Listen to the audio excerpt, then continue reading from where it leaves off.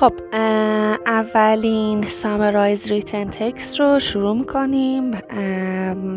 توی سامرایز ریتن تکست میدونید که 10 دقیقه بیشتر فرصت ندارید. متن رو باید نگاه بکنید، تمپلیت رو اینجا تایپ بکنید و کلمات کلیدی رو داخل متن بگذارید.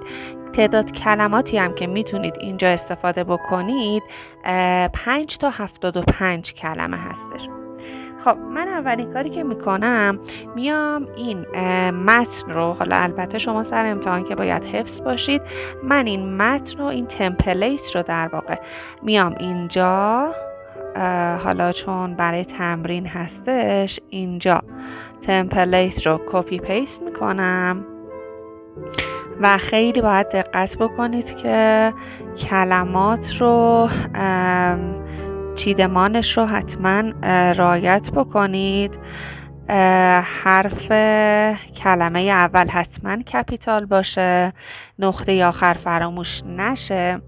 یه اشتباهی که بچه ها خیلی انجام میدن اینه که یه وقتایی جای کاماها نقطه میذارن و بیش از یک جمله در واقع این تمپلیت در میاد، این خلاصه در میاد، فرمو صفر میگیرن. خب به خاطر اینه که توی یه جمله فقط باید خلاصه بکنید این متن. اگه بیش از یک نقطه داشته باشید خب بیش از یک جمله به حساب میاد، بنابراین فرم رو بهتون صفر میده و وقتی فرم رو صفر بگیرید کل نمره‌ای که از این SWT میگیرید صفر میشه.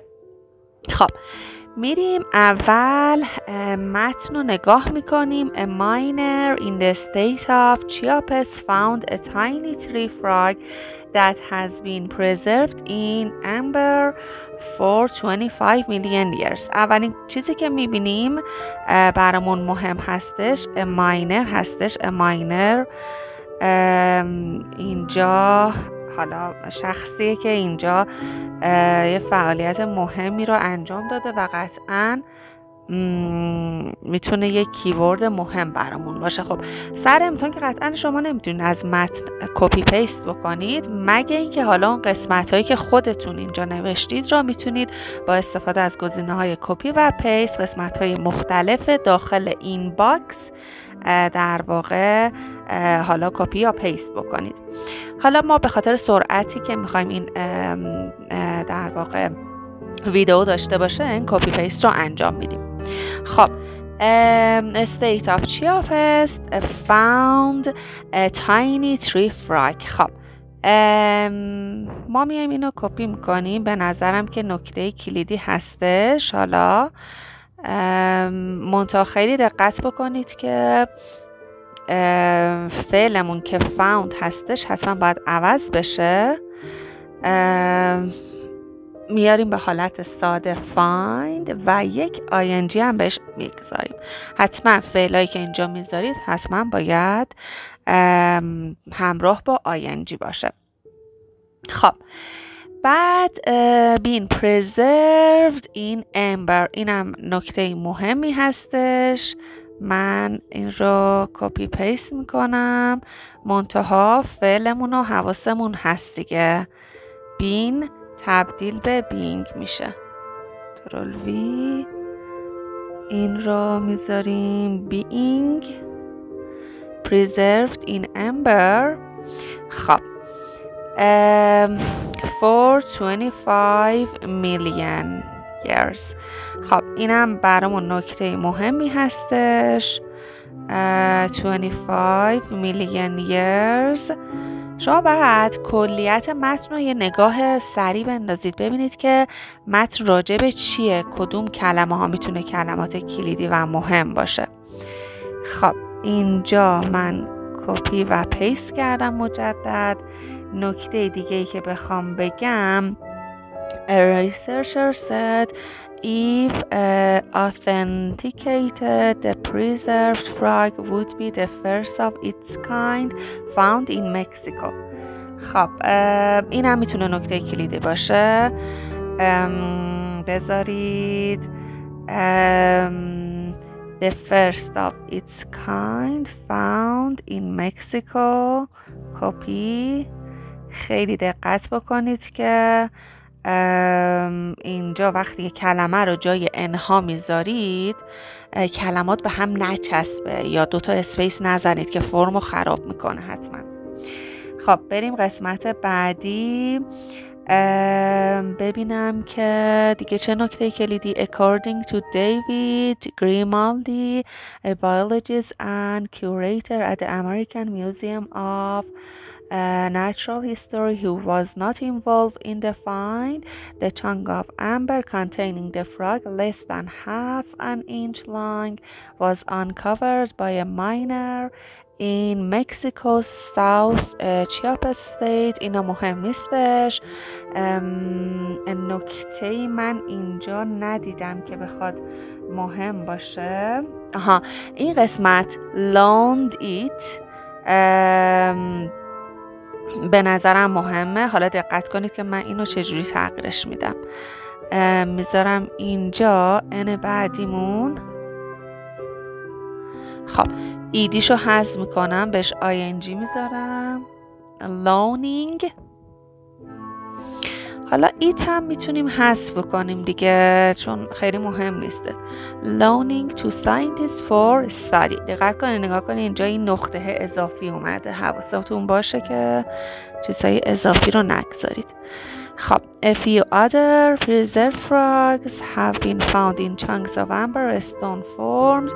اینا مهم نیستش، چیزایی که دارم میبینم اینا اهمیتی نداره. و خب تا اینجا به نظرم مهم نبود. The scientist said the frog. خب اینجا رو ببینم. frog lived. این قسمت million years ago amber was. خب این هم مهم نبود. این قسمت مهمه. Carbot would like to extract a sample from the frog's remains. این خیلی مهمه، یعنی در واقع میخواست یک نمونه ای از اون باقی مانده حالا فراگ برداره حالا برای مطالعه و ریسرچ راجبش. این خیلی مهم هستش، حتما اینو میاریم. دوباره دقت بکنید که extract رو باید ing اضافه بکنیم چون فعل هستش. extracting a sample from the frog's remains.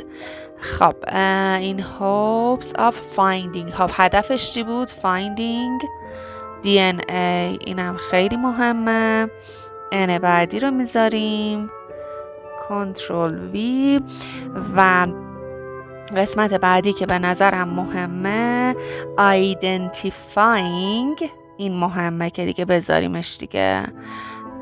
نگاه کنید این قسمت کپی و به جای اینمون که انمون که اینجا هستش، ولی دقت کنید دوباره identify چون فعل هستش باید یه ing بهش اضافه بکنیم. noun phrase عبارت اسمی بشه. خب دیگه ان نداریم، ولی من احساس میکنم که یه ان دیگه نیاز داریم اینجا. حالا میتونید شما ان دیگه اضافه بکنید. but that's the honor. من میگم اینو میذارم dating the honor کپی و حالا به جای اسش در واقع ing اضافه میکنیم. بریم ببینیم که چه نمره‌ای به ما میده این قسمت. حالا البته اینجا چون من استاپ کردم میخواستم کپی پیست بکنم، مجبورم که یک بار دیگه این ترای اگین رو بزنم و اینجا اینو داشته باشم. خب بریم ببینیم که چه نمره‌ای به ما میده. استاپ و چکن اسکار. خب غلطی که از ما نگرفته و میبینید که 6 از 7. اشکال کارمون چی بوده؟ ببینیم اشکال کارمون. هرچه نگاه کنید identify و من اینو حالا اینجا که حواسم نبوده ولی خب بدم نشد که شما دقت کنید یک کلمه ای رو که اشتباه میذارید خیلی خیلی تاثیر مستقیم داره روی وکبتون، یعنی اون اسپلینگ رو وکب تاثیر میذاره، وکبش دیتکت نمیکنه کامپیوتر و نمرش رو بهتون نمیده. خیلی هم کلمه کلیدی بودش. حالا الان بریم با هم دیگه اینو درست بکنیم. identifying. خب ببینیم درست میشه. اینو یه بار دیگه من میگیرم. خب کپی میکنیم و try again. حتما 1 دقیقه پایانی رو وقت بذارید و یه پروف ریدینگ داشته باشید که این اشتباه ها جلوگیری بشه. خب بریم ببینیم که آیا نمره کامل رو به ما میده یا نه. خب بله، میبینید که هم فرممون رو کامل به همون داد، کانتنت رو کامل داد، وکب اون اشکال رو رفع کردیم، آیدنتیفای رو در واقع تشخیص داد، دیتکت کرد و نمره کامل رو به همون داد.